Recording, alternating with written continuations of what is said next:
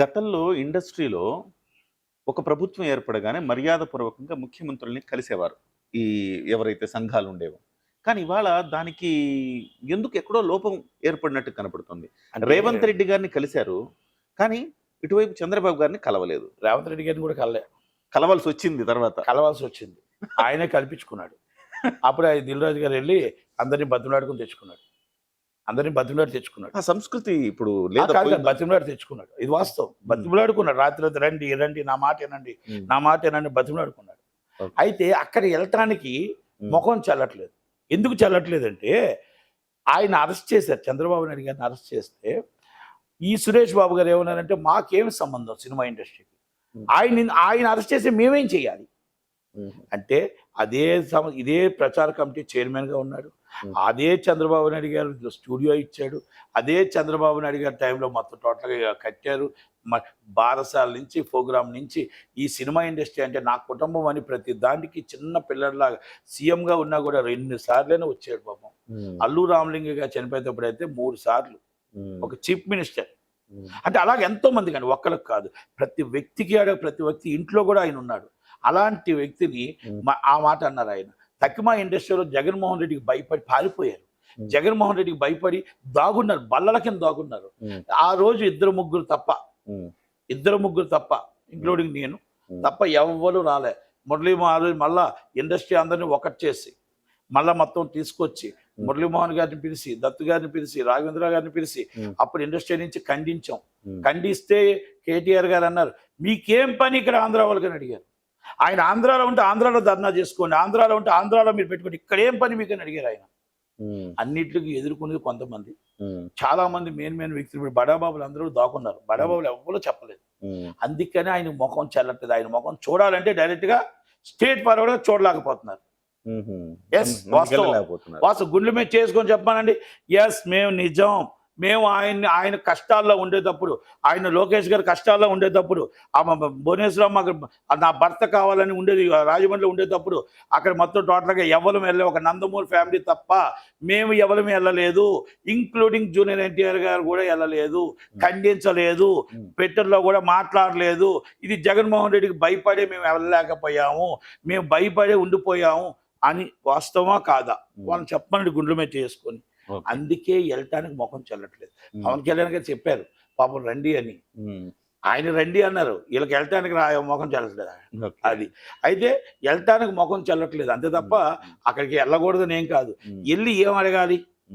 అయ్యా మళ్ళా మీరు వచ్చారు మాకు వరాలు ఇవ్వండి అని అడుగుతారా? అంటే ఆయన చేసిన సేవ మీరు గుర్తించారు. అవును, మరి గుర్తించేది ఇప్పుడు అదే ఇప్పుడు అర్థమైంది పవన్ కళ్యాణ్ గారికి కూడా. చంద్రబాబు నాయుడు అరెస్ట్ అప్పుడు రిటర్న్ గిఫ్ట్ ఇచ్చారు, ఆయనకి ఇచ్చేసారు. ఇప్పుడు మళ్ళీ ఆయనకి ఇచ్చారు. ఈ మన ఇండస్ట్రీ మన వాళ్ళు అనుకున్నాడు కదా, అనుకున్నప్పుడు మళ్ళీ ఈయనకి రిటర్న్ గిఫ్ట్ ఇచ్చారు. మా వాళ్ళ సంగతి ఏంటంటే వెంటనే ఇచ్చేస్తారు, ఏదైనా వెంటనే ఇచ్చేస్తారు. 1983 తర్వాత ఎన్టీ రామారావు గారు ఒక సినిమా రంగం నుంచి ఒక ముఖ్యమంత్రిగా ప్రభుత్వంలోకి వెళ్ళారు. ఆ తర్వాత మధ్యలో వాళ్ళు ఎమ్మెల్యేలు అవ్వచ్చు, లేకపోతే ఎంపీలు అవ్వచ్చు, కానీ ఒక కీలకమైన పొజిషన్కి వెళ్ళిన వ్యక్తి కేవలం పవన్ కళ్యాణ్ గారు మాత్రమే ఎన్టీఆర్ తర్వాత. అలాంటప్పుడు ఇండస్ట్రీ ఎంత గర్వంగా ఫీల్ అవ్వాలి. కనీసం పవన్ కళ్యాణ్ గారిని ఆయన సత్కరించుకోవటము, ఆయన గౌరవించడము ఏమీ చేయలేదు ఇండస్ట్రీ అనే విమర్శలు కూడా ఉన్నాయి. చివరికి వాళ్ళ బన్నీవాసు కూడా అంటున్నాడు, ఒక ముఖ్యమంత్రికి మన దగ్గర నుంచి వెళ్ళిన ఉప ముఖ్యమంత్రికి మనం ఇరిటేట్ చేశాము అంటే ఎక్కడో లోపం ఉంది, మనం ఐక్యత లేదు అన్నాడు. ఏమండి నేను అడుగుతున్నా, బన్నీవాసు గారు కీలకమే, అరవింద్ గారు కీలకమే. అక్కడ బన్నీవాసు గారు అరవింద్ గారు ఇద్దరు కలిసే ఉంటారు కదా, వాస్తవా కాదా? మరి బన్నీవాసు గారికి తెలియదు. మరి సితారా ఇప్పుడు వాళ్ళు తప్పు జరిగిందని ఇప్పుడు ఒప్పుకుంటున్నారు. ఇప్పుడు మాకంటే డైరెక్ట్ ఎంట్రీ లేదు, మాకంటే గేట్ దగ్గర ఆపేస్తారు. డైరెక్ట్గా పవన్ కళ్యాణ్ గారితో మాట్లాడే రేపో ఉంది. మరి మీరు అందరూ వెళ్ళి ఆయనకి సన్మానం చేయాలని ఆలోచించుకొని మాట్లాడుకొని చేయొచ్చు కదా. బావగారు అరవింద్ గారు కానీ మీరు కానీ ఇద్దరు కలిసి ఉంటారు కదా సార్. మీరు ఒక్కసారి ఆలోచించండి. ఇప్పుడు మీరు స్టేట్మెంట్ ఇచ్చే ముందు ఆ రోజు మీరు వాళ్ళందరికీ కూడా మీటింగ్ పెట్టి వీళ్ళందరూ ఇండస్ట్రీలో మరి తప్పు జరుగుతుంది అన్నప్పుడు అందరిని తీసుకొని మరి ఎందుకు వెళ్ళలేదు పవన్ కళ్యాణ్ గారికి కానీ, మీరు ఎందుకు చంద్రబాబు నాయుడు గారికి కానీ? ఒక్కసారి మనలో లోపం ఉందా లేదా? ఖచ్చితంగా ఉంది. మనలో ఆల్రెడీ మనం తప్పు చేసామా లేదా? ఆయన ఇరిటేట్ చేసామా లేదా? ఆయన సినిమా ఉన్నప్పుడు ఇబ్బంది పెట్టామా లేదా? అంటే ఆయన ఆయన react- ఆగండి. ఆయన గౌరవించుకోకపోగా రియాక్ట్ అయిన ఇబ్బంది పెట్టారు. తర్వాత మీరు ప్రెస్ మీట్ పెడుతున్నారు. ఆయన రియాక్ట్ అయిన తర్వాత కందులు దుర్గేష్ గారు విచారణకు ఆదేశించిన తర్వాత ప్రెస్ మీట్ పెడతారు. ఉమ్, అంటే ఇదేమి న్యాయం? ఉమ్, మీరు హుందాతనం అంటే ఏంటో తెలుసా? ఉమ్. ఫస్ట్ ఆయన ఇంకా లెటర్ రాకముందు మీరు చెప్పగలగాలి. చెప్పగలగాలి.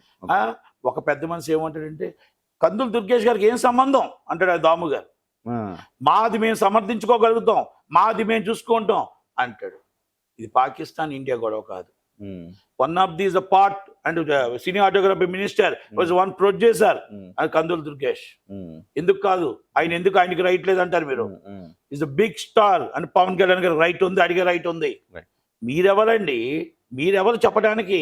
ఉమ్, వాళ్ళకి సంబంధం లేదని చెప్పడానికి మీరు ఎవరని అడుగుతున్నా నేను. ఆయనకి వేరేగా అర్థమైంది అని మీరు చెప్పాల్సిన అవసరం లేదు. అందరికీ ఎలాగ అర్థమైందో అర్థమైంది. ఉమ్. అది ఏం జరిగిందో అందరికి అర్థమైంది. మీరు మార్చాల్సిన అవసరం లేదు దానికి. ఓకే.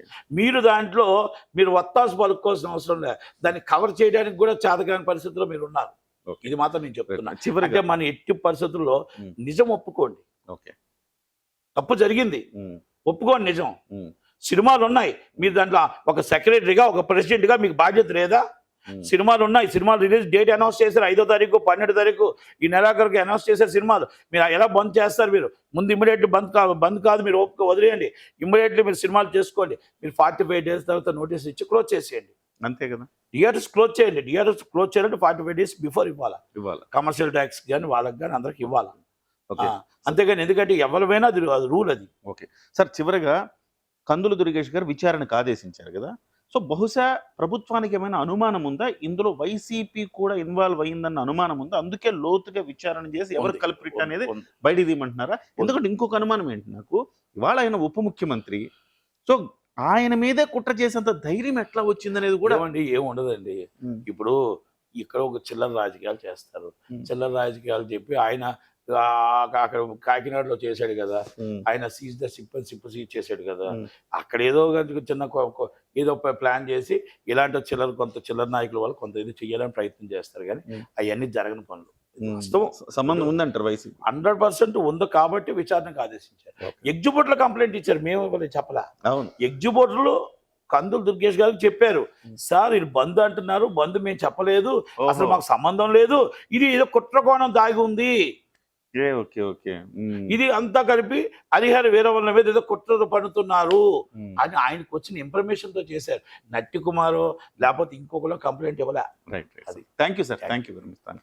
సో వ్యాపారం అలాగే సినిమా వ్యాపారం, ఆ వ్యాపారానికి సంబంధించి డబ్బు వ్యాపారానికి సంబంధించి వచ్చేటప్పటికి అది భావ లేదు, బంధము లేదు, లేకపోతే అనుబంధము లేదు, స్నేహము లేదు.